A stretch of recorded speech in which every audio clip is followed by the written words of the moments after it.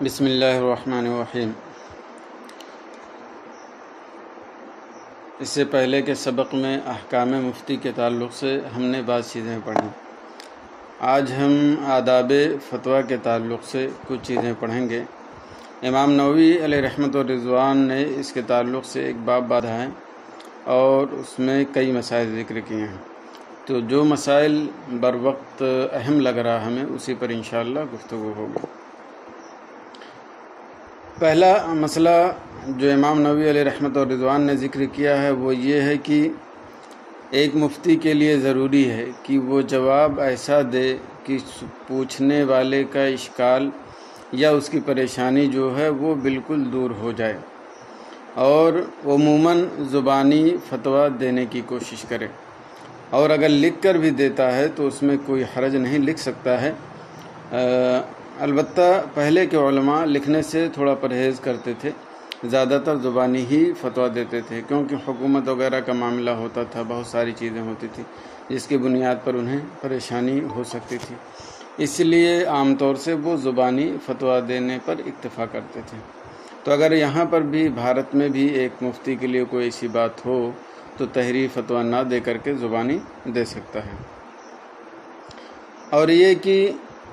آداب فتویٰ میں سے یہ بھی ہے کہ ایک مفتی خود ہی سوال نہ لکھے اور خود ہی جواب نہ دے، کیونکہ ایسا ہو سکتا ہے کہ جو لوگ پڑھیں یا کوئی معاملہ اختلافی ہو تو لوگ کہیں خود ہی سے سوال اپنی مرضی سے جیسا چاہا بنا لیا اور اسی کے مطابق جواب دے دیا۔ اس لیے بہتر ہے کہ سوال کوئی اور لکھے اور جواب یہ مفتی دے۔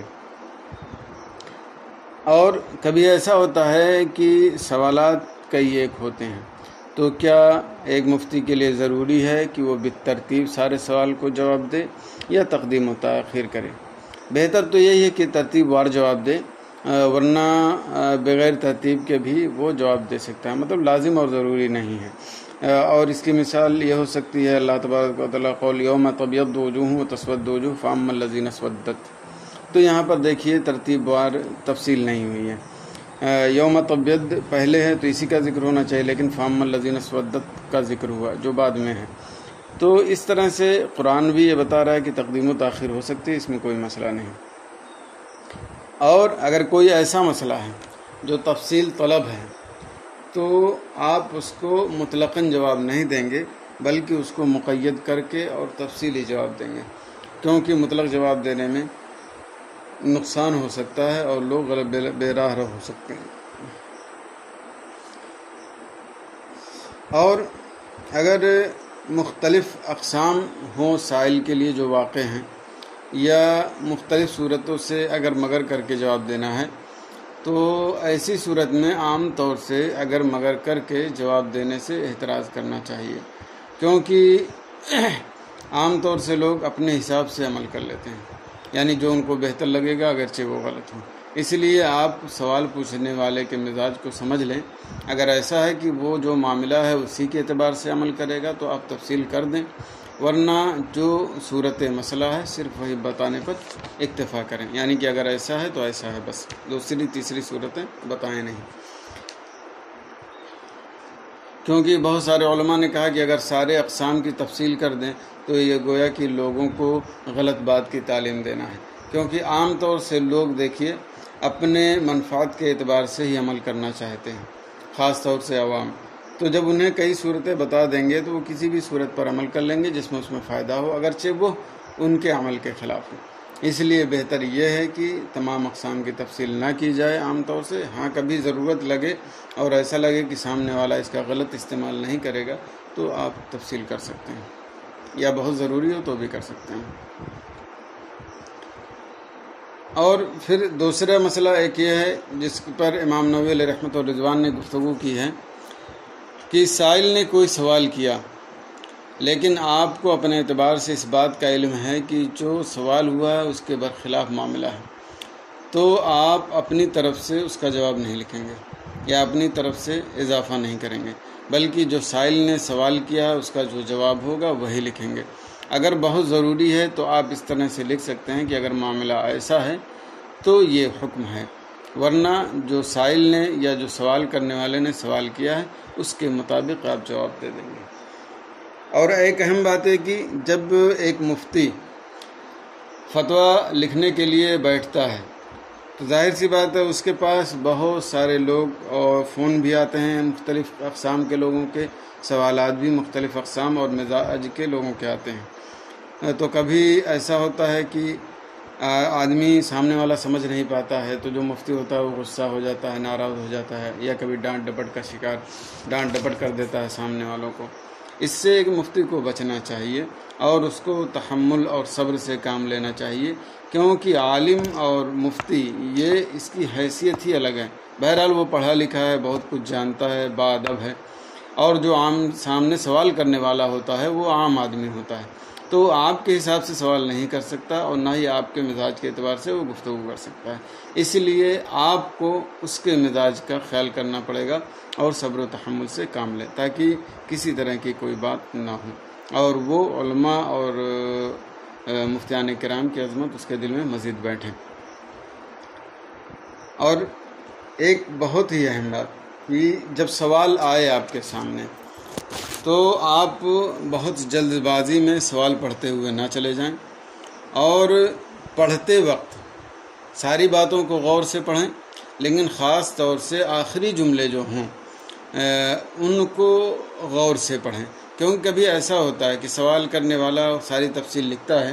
اور آخر میں کوئی ایسا جملہ ذکر کر دیتا ہے جو ساری باتوں کو مقید کر دے گا یا مطلق کر دے گا کسی طرح سے بھی۔ تو اگر آپ نے تھوڑی سی بھی غفلت برتی یا فتویٰ دینے والے نے تھوڑی سی بھی لاپرواہی کی تو سوال کچھ اور جواب کچھ ہو جائے گا۔ اسی لیے علماء فرماتے ہیں، فقہاء کرام فرماتے ہیں کہ سوال کتنا بھی آسان ہو، آپ کو دیکھنے میں لگے کہ ہمیں معلوم ہے ساری چیزیں ہیں، پھر بھی عادت یہی ڈالیں کہ بالکل غور سے شروع سے آخر تک ہر جملے کو غور سے پڑھیں، تاکہ آپ کی عادت بن جائے۔ تو خواہ آپ کے اعتبار سے آسان مسئلہ لگے یا سخت ہو، جب عادت بنی رہے گی تو آپ بالکل تأمل اور تأنی کے ساتھ ساری باتیں پڑھیں گے، اور انشاءاللہ اس طرح کی باتیں نہیں ہو پائیں گی عام طور سے کہ سوال کچھ ہو اور جواب کچھ چلا جائے۔ تو اس بات کا خاص لحاظ کریں، اور سوال میں کہیں اگر خالی جگہ ہوں تو اس کو قلم زد کر دیں، جیسے لکیر کھینچ دیں، کیونکہ ایسا ہو سکتا ہے کہ آپ سوال کے مطابق جواب دے دیں اور پھر بعد میں سوال میں کوئی کچھ اضافہ کر دیں۔ تو پہلے کہ علماء تو حکومت رہتی تھی تو حکومت کی طرف سے ان کو بہت زیادہ پریشانی ہو جاتی تھی، لیکن آج کے دور میں اگر آپ نے ایسا نہیں کیا، احتیاط نہیں برتے، تو آپ کے خلاف پروپیگنڈا بھی ہو سکتا ہے، اور یہ کوئی بعید نہیں ہے جو آپ سے کسی طرح کا بھی اختلاف رکھتا ہے کہ وہ اس پروپیگنڈے کو استعمال کرے۔ اسی لیے اگر اس طرح کا کوئی معاملہ ہوتا ہے تو آپ اسے قلم زد کر دیں۔ اور ایک بات امام نووی علیہ رحمۃ و رضوان نے بہت ہی اہم کی ہے، وہ بالکل یہ اس بات پر دلالت کرتا ہے کہ ایک مفتی کو منکسر المزاج، متواضع، تعلی اور تکبر سے متواضع ہونا چاہیے، اور تعلی اور تکبر سے بالکل اس کو خالی اور پرے ہونا چاہیے، اور یہی اس کا بہت بڑا وہ بہت بڑا اخلاق ہے جس کی بنیاد پر وہ اس کی عزت اور اس کا وقار محفوظ ہوتا ہے۔ اور دوسرے ہے کہ یہ علماء کرام اور فقہاء اعظام جو سابقین ہیں ان کا طریقہ بھی رہا ہے۔ تو اس انکساری اور عاجزی میں سے یہ ہے کہ سوال جو آپ کے پاس آتا ہے اور ایسا لگتا ہے کہ اس میں مشورہ کرنا چاہیں تو سارے میں کر سکتے ہیں، لیکن یہ تھوڑا مشکل ہے آج کل کے دور کے اعتبار سے کم ان مسائل میں جس میں کچھ ایسا لگے کہ نیا ہے یا کچھ شک و شبہ کی گنجائش لگ رہی ہے، تو اس صورت میں آپ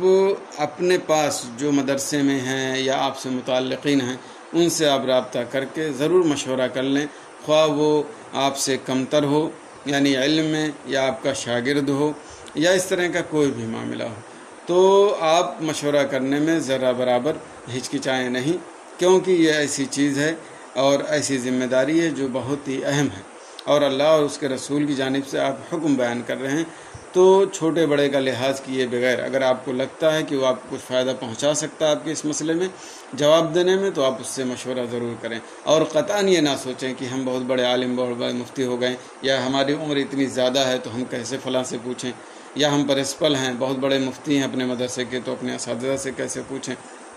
ایسا نہیں، میں نے پہلے ہی بتایا کہ علم ایک بہت بڑا سمندر ہے جس کا احاطہ آدمی نہیں کر سکتا. تو ہو سکتا ہے کہ آپ کو جہاں شک و شبہ ہو وہاں پر کوئی ایسی بات آپ سے کمتر بھی بتا دے جس سے آپ کا شک و شبہ بالکل رفع دفع ہو جائے اور ختم ہو جائے. اور یہ سلف صالحین کا طریقہ رہا ہے، آج بھی ہمیں اسے رواج دینا چاہیے، کیونکہ ہمارے بھارت ہندوستان میں سب کو تو نہیں کہتا لیکن بہت سارے ایسے لوگ ہیں جو تعلی اور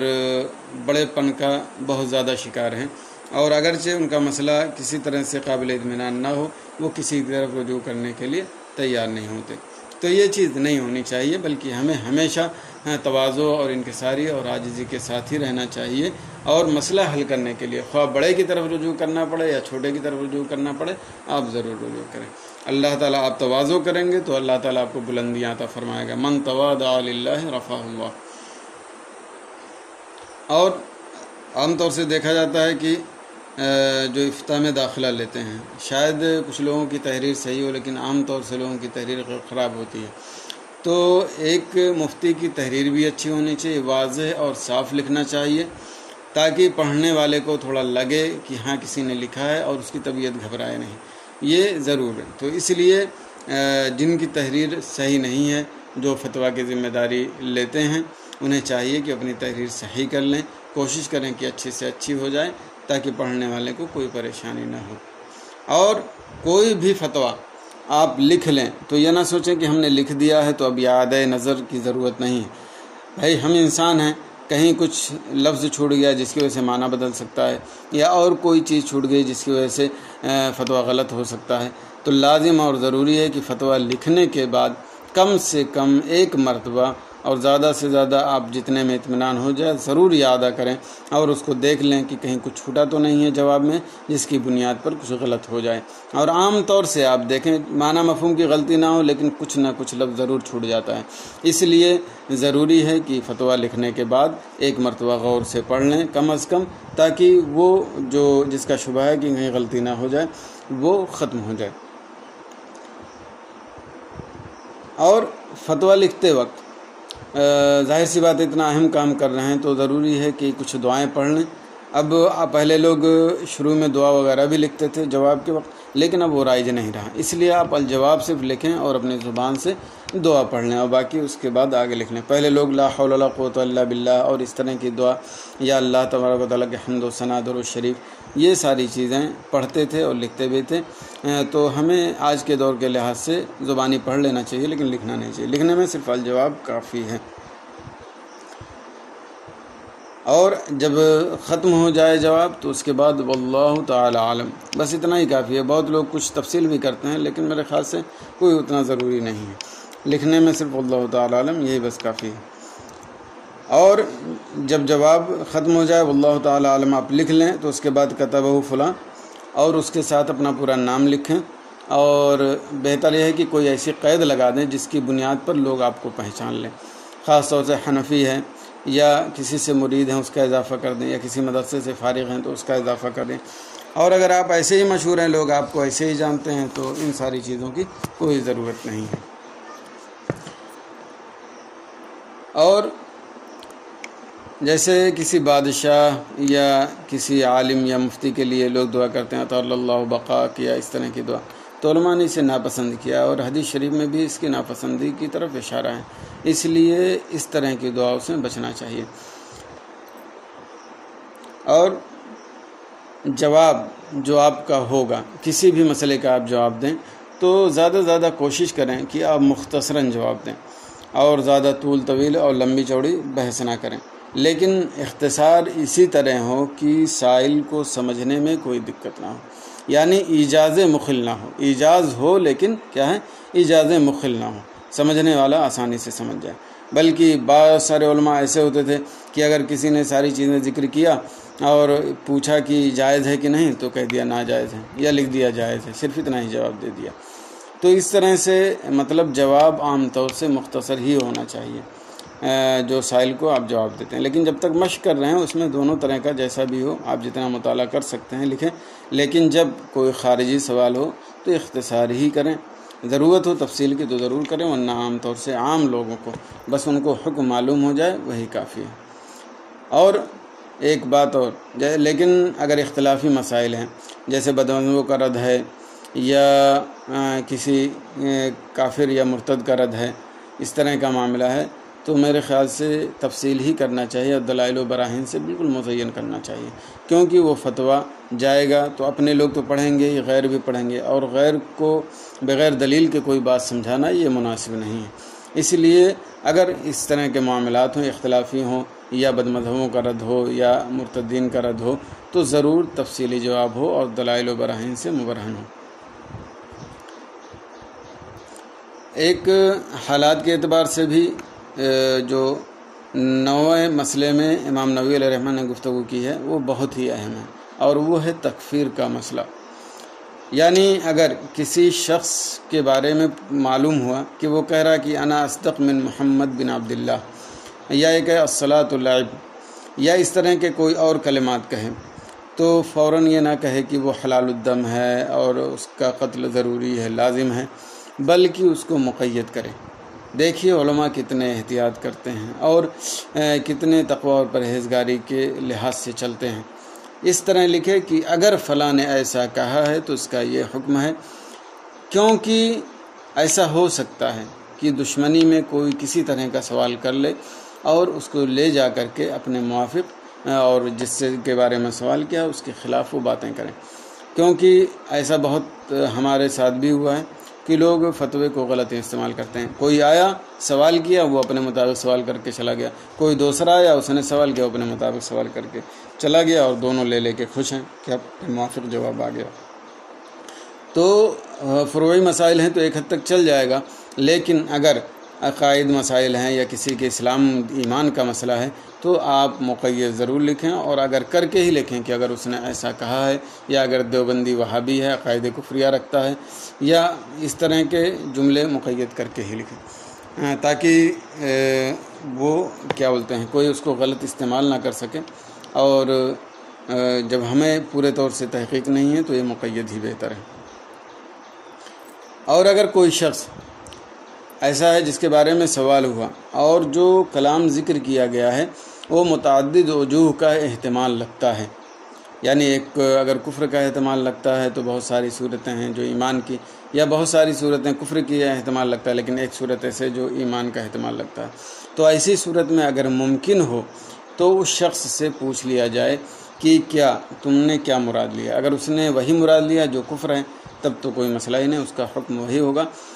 کہ یہ اسلام سے خارج ہے۔ لیکن اگر بات نہیں ہو سکتی ہے تو اس کی تکفیر نہیں ہو سکتی ہے، ہمیں اسلام ہی کی طرف جانا ہوگا، جیسا کہ فقہی جزیات اس پر موجود ہیں۔ تفصیل کے لیے ساری کتابیں آپ فقہ کی دیکھ سکتے ہیں کہ اگر متعدد وجوہ سے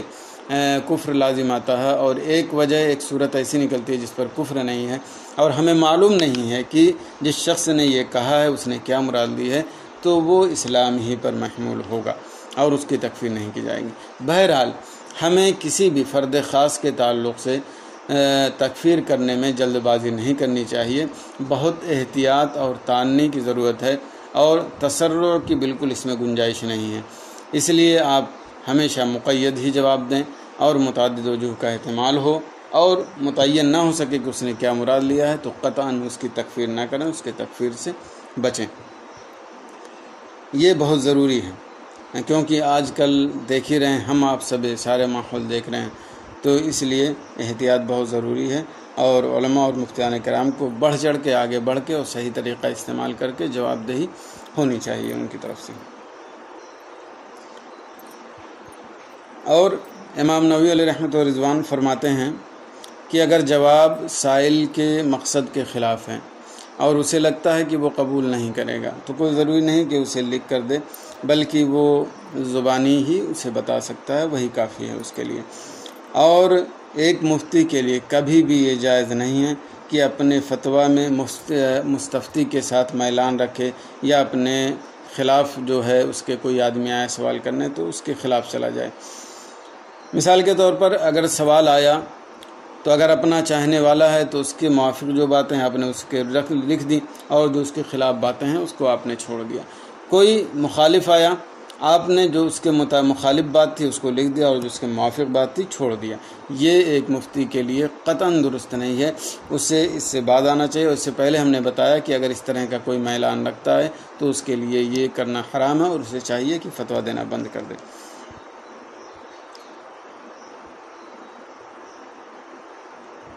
اور میلان کی ایک صورت یہ بھی بنتی ہے کہ کسی بھی شخص کو جو سوال کرتا ہے یا کسی طرح کا اس نے دعویٰ کیا ہے تو دعویٰ سے خلاصی کی کوئی صورت ادھر ادھر کی اسے نہ بتائے، کیونکہ اگر آپ خلاصی کی صورت اسے بتا دیں گے تو عام طور سے لوگوں میں ایمان اتنا پختہ نہیں ہوتا یا شریعت کی پابندی کرنے کا اتنا پختہ ارادہ نہیں ہوتا ہے. اگر آپ خلاصی کی صورت بتائیں گے تو وہی صورت وہ اختیار کرے گا.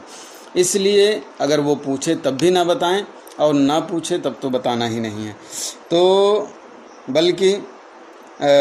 اس سے احتراز لازم اور ضروری ہے، اور جو مسئلہ ہے حقیقت میں سامنے وہی بتا دے، اور اس طرح کی کوئی بات نہ بتائے جس سے کہ وہ اپنے مسئلہ جو اس کا حکم ہے اس کے خلاف وہ عمل کرے یا جو اس نے کیا اس کے خلاف عمل کرے. البتہ اگر کوئی ایسی صورت ہے جس میں کسی کا ضرر لازم نہیں آتا ہے کسی بندے کا، بلکہ اس نے کوئی ایسی قسم کھائی ہے جس کی بنیاد پر اگر اس کے چھٹارا کالا دیا جائے، خلاصی کی صورت کوئی بتا دی جائے تو کسی اور پر یا کسی کا حق نہ مارا جائے، تو ایسی صورت میں ہو سکتا ہے. جیسے کہ اگر کوئی شخص قسم کھا لے کہ میں اپنی بیوی پر 1 مہینہ خرچ نہیں کروں گا، تو اس میں اگر وہ خلاصی کی صورت بتا دی جائے تو اس میں کسی بندے کا نقصان نہیں ہے، بلکہ جو اس نے قسم کھائی ہے اس سے چھٹکارا دلا کر کے ایک بندے کی مدد ہی کرنا ہے کہ وہ اپنے عورت کو خرچ کرے، اس پر دے. تو اس میں اس کی صورت یہ بتائی ہلکی کی کہ اس کو کیا بولتے ہیں قرض یا بیع کی صورت میں اس کو دے دے اور پھر اس کو بری کر دے، یعنی قرض معاف کر دے اور بیع کے طور پر جو کیا ہے اس کا جو عوض ہوتا ہے وہ نہ لے. تو اس طرح سے وہ اپنے قسم سے بچ بھی جائے گا اور کفارہ لازم نہیں آئے گا اور خرچ بھی اپنی اہلیہ کو دے دے گا. جیسا کہ حضرت امام اعظم ابو حنیفہ علیہ رحمۃ و رضوان سے ایک بات مروی ہے کہ کسی شخص نے کہا کہ میں نے قسم کھائی ہے کہ میں اپنی عورت سے رمضان کے دن میں وطی کروں گا اور کفارہ نہیں دوں گا اور نہ ہی گناہ کروں گا. تو عام طور سے لوگ پریشان ہو گئے کہ ایسے کیسے ہو سکتا ہے کہ آدمی رمضان کے دن میں اپنی عورت سے وطی کرے اور کفارہ بھی نہ دے، گنہگار گار نہ ہو. تو امام اعظم ابو حنیفہ علیہ رحمۃ اللہ رضوان نے فرمایا کہ اپنی عورت کو لے کر سفر شرعی پر نکل جاؤ، کہ سفر کی صورت میں یہ ساری چیزیں حلال ہیں، تو نہ کفارہ کی ضرورت پڑے گی اور نہ ہی گنہگار ہوگا. تو اس طرح کی پریشانی سے لوگوں کو چھٹکارا دلانے کے لیے اگر خلاصی کی صورت بتا دی جائے تو اس میں کوئی حرج نہیں ہے. البتہ اگر کسی مسلم کا اس میں ضرر ہو، نقصان ہو، تو اس میں بالکل نہیں بتایا جائے گا، اس سے رکا ہی جائے گا. اور ایک اہم بات کہ عام طور سے لوگ کبھی ایسا ہوتا ہے کہتے ہیں کہ فلاں کو اس طرح کا جواب دے دیا، فلاں کو اس طرح کا جواب دے دیا، تو یا یہ کہہ لیجیے ایک میں تغلیظ کر دی اور ایک میں تھوڑا سا آسانی کر دی. تو اس میں کچھ جگہوں پر شریعت کی طرف سے اجازت ہوتی ہے. تو جو لوگ پڑھے لکھے نہیں ہوتے ہیں یا مفتی سے ان کا کوئی تعلق نہیں ہوتا ہے وہ اس طرح کی کمنٹ پاس کرتے ہیں، انہیں اس طرح کی باتوں سے بچنا چاہیے. جب مفتی کو بعض صورتوں میں اجازت ہے تو وہ ایسا کر سکتا ہے. جیسے حضرت ابن عباس رضی اللہ عنہما سے کسی نے قاتل کے توبہ کے بارے میں پوچھا، بلکہ خود جو آیا تھا اس نے قاتل کے توبہ کے بارے میں پوچھا، تو حضرت ابن عباس رضی اللہ تعالی عنہ نے فرمایا کہ اس کی توبہ نہیں ہے. اور دوسرا شخص آیا تو آپ نے اس سے کہا کہ تم قاتل ہو، تمہاری توبہ قبول ہو جائے گی. تو اب یہ ظاہر سی بات ہے، 2 آدمی ہیں، دونوں کی صورتحال ایک ہی ہے، قتل کا معاملہ ہے، اور دونوں کا حکم حضرت ابن عباس رضی اللہ عنہما الگ الگ بتا رہے ہیں. تو جب آپ سے استفسار کیا گیا تو آپ نے بتایا کہ پہلا شخص جو آیا تھا وہ ابھی قتل نہیں کیا تھا، قتل کرنے کا ارادہ کرتا تھا. تو میں نے زجرن اور توبیخن اسے بتایا کہ قاتل کی توبہ قبول نہیں ہوگی، تاکہ وہ اپنے مطلب اس عمل سے باز آ جائے اور رک جائے. اور دوسرا شخص آیا وہ قتل کر چکا تھا، نادم تھا، تو ہم نے مناسب سمجھا کہ اسے یہ بتایا جائے کہ قاتل کی توبہ قبول ہو جائے گی. تو اس طرح سے کبھی کبھی زجرن اور توبیخن سخت حکم بھی بیان کیا جاتا ہے. مثال کے طور پر صحابہ کرام رضی اللہ تعالی عنہم کو اگر کوئی گالی دے دے تو ایسی صورت میں اس کے قتل کا حکم نہیں، لیکن زجرن اور توبیخن اگر کوئی قتل کا حکم دے تو یہ دے سکتا ہے. ٹھیک ہے. تو بہرحال اس طرح سے کبھی زجرن اور توبیخن یا کچھ نرم کا پہلو لیتے ہوئے احکام افراد کے اعتبار سے کیا جا سکتا ہے، لیکن یہ وہی کر سکتا ہے جو دقیق نظر رکھے اور سائل کے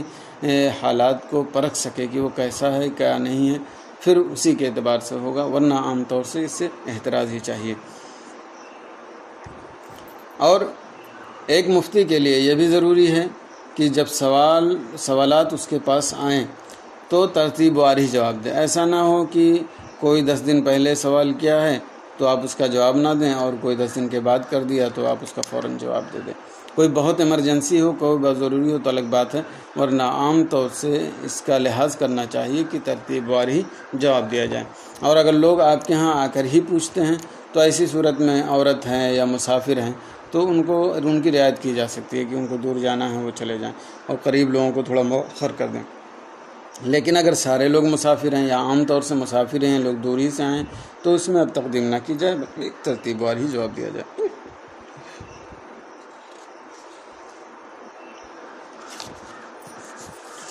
اور ایک اہم مسئلہ اور ہے جس پر امام نووی علیہ رحمۃ الرضوان نے گفتگو کی ہے۔ عام طور سے ایسا ہوتا ہے کہ کوئی مفتی جواب لکھتا ہے پھر اس پر تصدیق کراتا ہے، تو کسی مفتی کو کب کس فتوے پر تصدیق کرنی ہے کب نہیں کرنی ہے۔ اگر اطمینان ہے کہ یہ مفتی یا فتویٰ دینے کا اہل ہے جس نے جواب لکھا ہے اور وہ فتویٰ صحیح ہے، تو ایسی صورت میں ایک مفتی اس کی تائید میں جواب لکھ سکتا ہے کہ جواب صحیح ہے،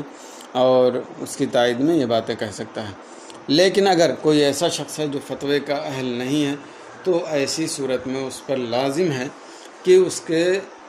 فتوے کی تصدیق نہ کرے، اگرچہ وہ فتویٰ صحیح ہو فی نفسی، اور غلط ہو تب تو کوئی صورت ہی نہیں ہے۔ اور غلط کی صورت میں اگر کوئی شخص آتا ہے یا نااہل فتویٰ لکھا ہے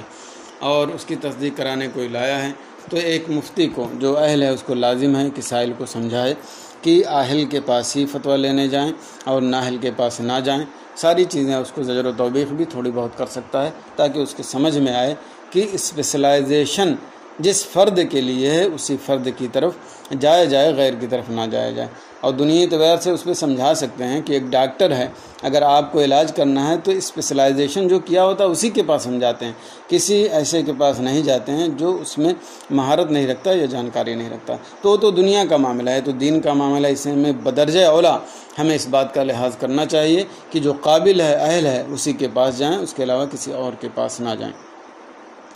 اور کبھی ایسا ہو سکتا ہے کہ نااہل نے فتویٰ لکھا ہے اور فتویٰ صحیح ہے، لیکن جس کو تصدیق کرنا ہے وہ اس کے فتنے سے ڈرتا ہے۔ جیسے پہلے حکومت وغیرہ کا معاملہ تھا، کوئی عالم مفتی حکومت کے قریب رہتا ہے، تو اگر اس پر تصدیق نہ کی جائے، اگرچہ وہ نااہل ہے اور فتویٰ صحیح ہے، تو وہ پروپیگنڈا کر سکتا تھا۔ اور آج کے دور میں بھی کبھی ایسا ہوتا ہے کہ اگر آپ تصدیق نہ کریں اور فتویٰ صحیح ہو تو وہ آپ کے خلاف میڈیا پر یا ادھر ادھر کی کہیں بھی باتیں کر سکتا ہے۔ تو اگر اس بات کا ڈر ہے تو ایسی صورت میں آپ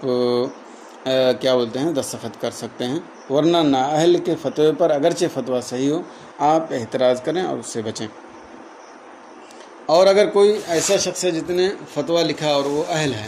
اور وہ قطعی حکم کے خلاف ہے، تو آپ اس کا رد بھی کر سکتے ہیں اور اس کو سمجھا سکتے ہیں دلائل کی بنیاد پر کہ یہ آپ کا فتویٰ غلط ہے۔ اور اگر اختلاف رائے ہے، یعنی قطعی طور پر نہیں ہے لیکن ایک گناہ فرعی مسائل میں اختلاف ہے یا اس طرح کا مسئلہ ہے، تو آپ اپنی رائے ذکر کر دیجئے اور اس کے رد کرنے کی ایسی صورت میں ضرورت نہیں ہے، اس کے رد کرنے سے بچا جائے۔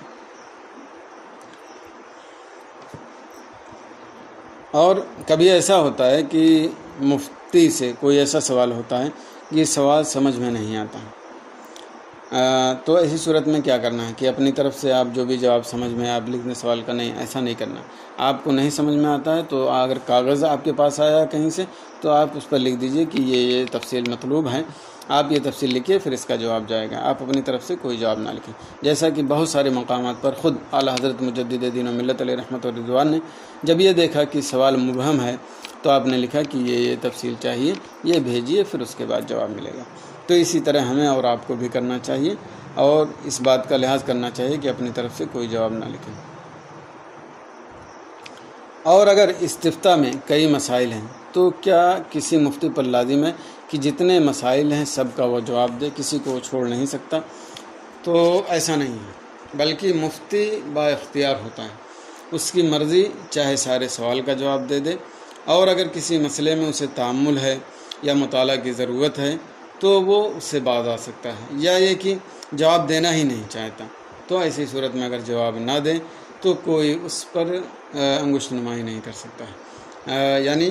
جواب دینے سے وہ پرہیز کر سکتا ہے، رک سکتا ہے، اور باقی کے بارے میں لکھ دے کہ ابھی یہ محل تأمل ہے یا زیر غور ہے یا مزید غور و فکر کی ضرورت ہے۔ تو اس طرح سے ایک مفتی پر کوئی دباؤ نہیں ہے کہ وہ سارے مسائل کا جواب دے، بلکہ جو اس کے سمجھ میں آئے وہ جواب دے اور جس کو چاہے وہ چھوڑ دے۔ البتہ وہ صورت جب ہوگی کہ جب اس پر متعین ہو گیا کہ اسی کو جواب دینا ہے اور کوئی جواب دینے والا نہیں، تو اس صورت میں آپ کا اختیار سلب ہو جائے گا۔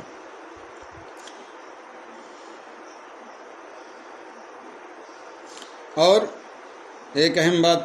اور ہے کہ کیا مفتی کے لیے لازم ہے کہ وہ دلائل ذکر کرے؟ تو امام نووی علیہ رحمۃ و رضوان فرماتے ہیں کہ عام طور سے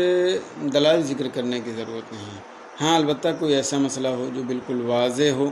اور اس پر دلیل بھی واضح ہو، کوئی دقت نہ ہو تو ذکر کر سکتا ہے۔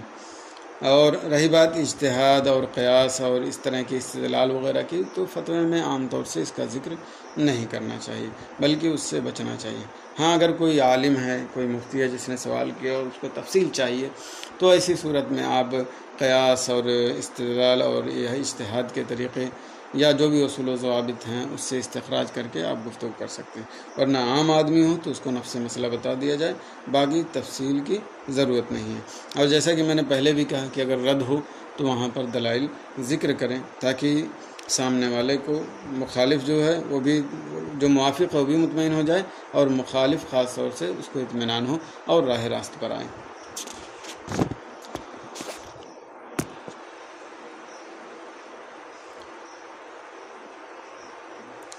اور ایک بہت ہی اہم بات، جیسے آج کل غیر مقلدین اور وہابیہ وغیرہ کرتے ہیں کہ وہ جو متشابہات وغیرہ ہیں یا جو ایسے مسائل ہیں جو عوام کو اس میں نہیں لانا چاہیے، یہ لوگ سب کو اس میں شامل کرتے ہیں، بلکہ پورے عوام کو اجتہاد کی دعوت دیتے ہیں۔ تو یہ حقیقت میں ایک طرح سے سب کو گمراہ کرنا ہے اور بربادی کے دہانے پر لے جانا ہے، کیونکہ عوام نہ تو اس کی صلاحیت رکھتی ہے اور وہ سادہ مزاج ہوتی ہے، یا اصول و ضوابط بہت گہرائی نہیں ہوتی ہے، اس لیے بہت زیادہ ان کے گمراہ ہونے کا اندیشہ ہے، بلکہ بہت سارے لوگ گمراہ ہو گئے ان کے نظریات کی بنیاد پر۔ اس لیے ایک مفتی کو جو علم کلام کی بحث ہے اس میں نہیں بہت تفصیل کرنا چاہیے، متشابہات ہیں اس میں بہت تفصیل نہیں کرنا چاہیے، بلکہ متشابہات میں تو بس وہی ہے کہ جو چیز جو علماء سلف کا طریقہ رہا ہے کہ نص سے جو اللہ تبارک و تعالیٰ کی مراد ہے وہی ہمارا عقیدہ ہے، اور متاخرین نے جو تعویل کی ہے وہ بھی ہے، لیکن بہتر یہی ہے کہ وہی بتا دیں کہ اللہ کا یہ حکم ہے، ہم اسی پر عمل کریں گے، باقی تفصیلات کی ضرورت نہیں ہے۔ اور علم کلام وغیرہ میں جو وہابی اور دیوبندی وغیرہ نے تفصیلات کی ہے اس کا کتنا نقصان ہوا ہم اور سبھی لوگ دیکھ سکتے ہیں۔ اسی طرح آج کے دور میں ایک بات ہے کہ ہم فرعی مسائل جو عام طور سے علماء کے درمیان گفتگو ہونی چاہیے وہ عوام کے درمیان لے آتے ہیں، تو عوام اگرچہ گمراہ تو نہیں ہوتی ہے لیکن زبان دراز ضرور ہو جاتی ہے، اور جہاں عالم کے بارے میں اسے ایک جملہ بولنے کی گنجائش اور اجازت نہیں ہے جبکہ وہ بے عمل ہو، تنقید کرنے کی گنجائش نہیں ہے، تو وہ عالم، وہ مفتی جو لائق ہے، فائق ہے اور اہل فتویٰ میں سے ہے، اس پر ایک عام آدمی کو تنقید کرنے کی کیسی گنجائش ہو سکتی ہے، اور بے ادب ہونے کی کیسے گنجائش ہو سکتی ہے، راستہ نکل سکتا ہے۔ تو ہم نے جو طریقہ کار اختیار کیا کہ فرعی مسائل ہیں تو اس کو ہم نے اسٹیج پر لایا اور اسٹیج سے پورے عوام کے درمیان اس کو ڈال دیا، بحث کر کے، تقریر کر کے اور غلط جملے استعمال کر کے، جس کی وجہ سے بہت نقصان ہوا اور بہت ساری عوام علماء سے بدظن بھی ہوئی، دور بھی ہوئی، اور جو دوسرے لوگوں کے ساتھ غلط کلامی کی گئی وہ الگ چیز ہے۔ تو میرے خیال سے آج کل کے دور میں بھی اس سے پرہیز کرنا چاہیے، اور جو علمی گفتگو ہے علماء کی وہ علماء تک ہی رہنا چاہیے، عوام تک اسے نہیں لانا چاہیے، اسٹیج پر قطعاً اس کا ذکر نہیں ہونا چاہیے۔ اگر ذکر ہو تو نفس مسئلہ ذکر ہو اور وہی بتا دیا جائے، اور اگر بعد میں کہ فلاں مفتی نے بھی اس کے خلاف بات کہی ہے تو بتا دیں ہماری رائے یہ بہتر ہے، اور وہ ان کی رائے بھی ہے، وہ مفتی ہیں، عالم ہیں، باعزت ہیں، باوقار ہیں، تو آپ اسی پر عمل کریں جس پہ میں کہہ رہا ہوں۔ بس اتنی ہی بات ہے، اس سے زیادہ کوئی بات کرنے کی ضرورت نہیں۔ مثال کے طور پر میں بہت چھوٹا تھا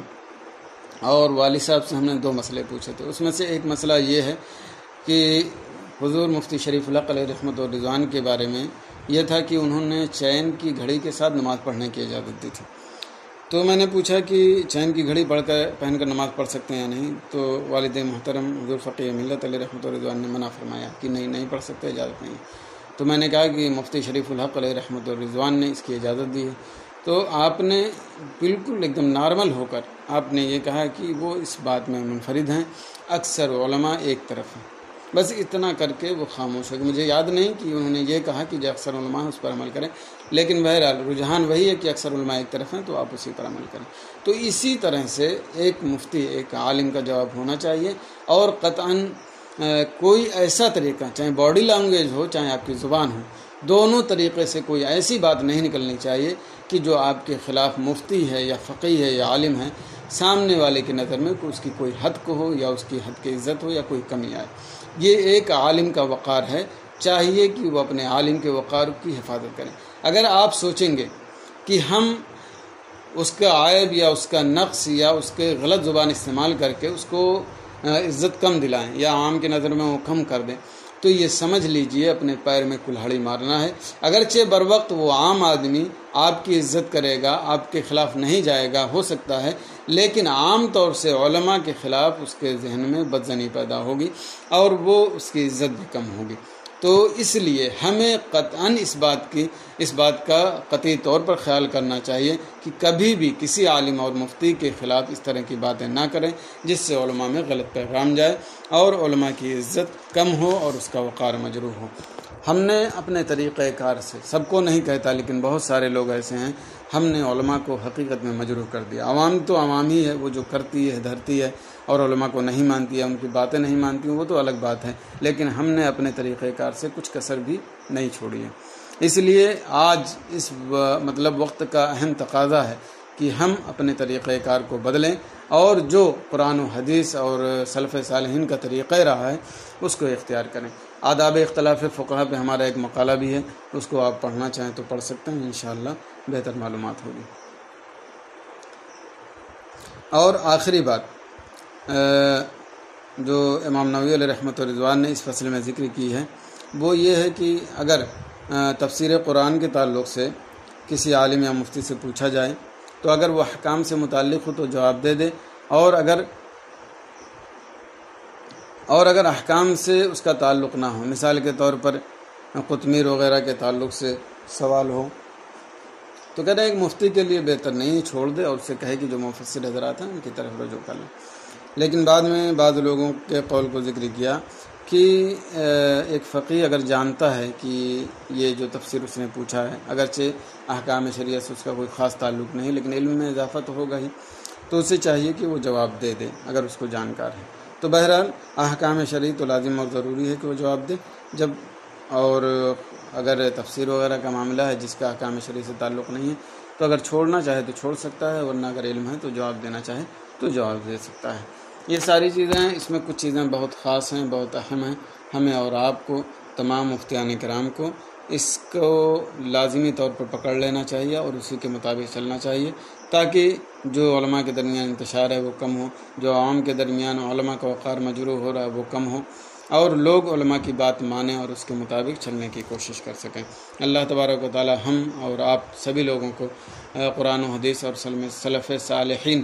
کے نقش قدم پر چلنے کی توفیق عطا فرمائے، آمین ثم آمین۔ السلام علیکم ورحمۃ اللہ وبرکاتہ۔